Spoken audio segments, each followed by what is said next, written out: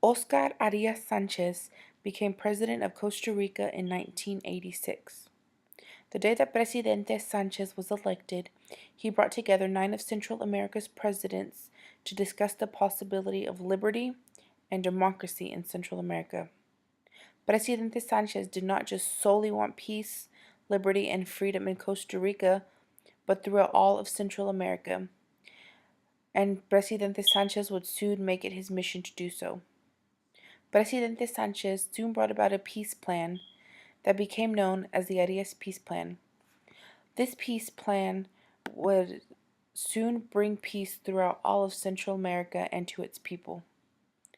The Arias Peace Plan was composed of 3 main points that Presidente Sanchez believed would have to be enforced in order for peace to occur in Central America.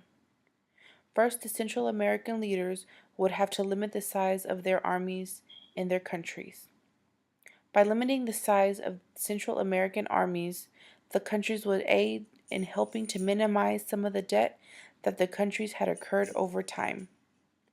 Also, it would allow the Central American countries to not be so involved in the war between the USSR and the United States, with no growing army to fight over.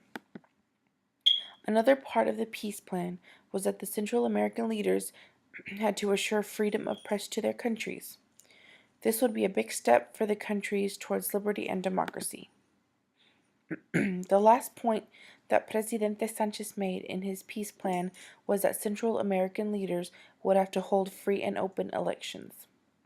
This would allow for the people to feel more involved with their countries, give them a basic right that they did not have before, and is yet another step towards liberty and democracy in Central America. Not only was Presidente Sanchez a believer in peace for everyone, but he was also an avid activist in human rights. With the peace brought on by the Arias Peace Plan, Sanchez was awarded a Nobel Prize. With the money that Presidente Sanchez obtained through his award of the Nobel Peace Prize, he established the Arias Foundation for Peace and Human Progress.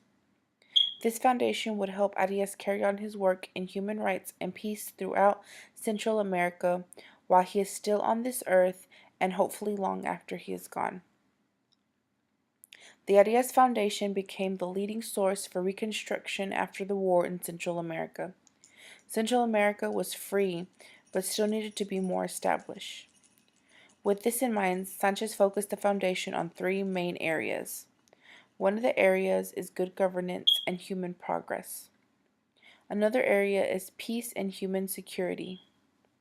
The last area is the foundation in higher education and research. Sanchez feels very strongly about these areas and that they will aid in his quest for human rights. Through good governance and human progress, the Central American countries can better establish themselves as a people and be more aware and involved with their government. Peace and human security allows the people of the Central American countries to feel more at ease in their homes and know that they are safe. Higher education and research will lay the foundation for future generations to grow and establish themselves. This also gives a country a new way to evolve themselves and keep up with the ever-changing world around them.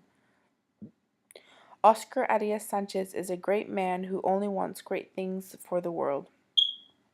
Though Arias Sanchez did have a huge impact on peace, equality, and rights on Central American countries, it is still up to these countries to continue his work once he is gone.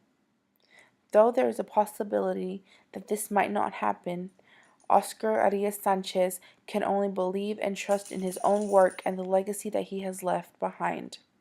Presidente Sanchez has left such a huge impact on Central America that it would be hard for them to not want to continue in the freedom that they are experiencing for his love of people. His passion and love for all around him helped so many people in Central America and also Central America itself. Oscar Arias Sanchez does not do what he does for fame or fortunes. Oscar Arias Sanchez came from a very fortunate family, one of the richest in the country. He does it solely because he feels that it is his calling. He does it because of his love for people, and he does it because he sees the bigger picture of a more beautiful and loving country and his home.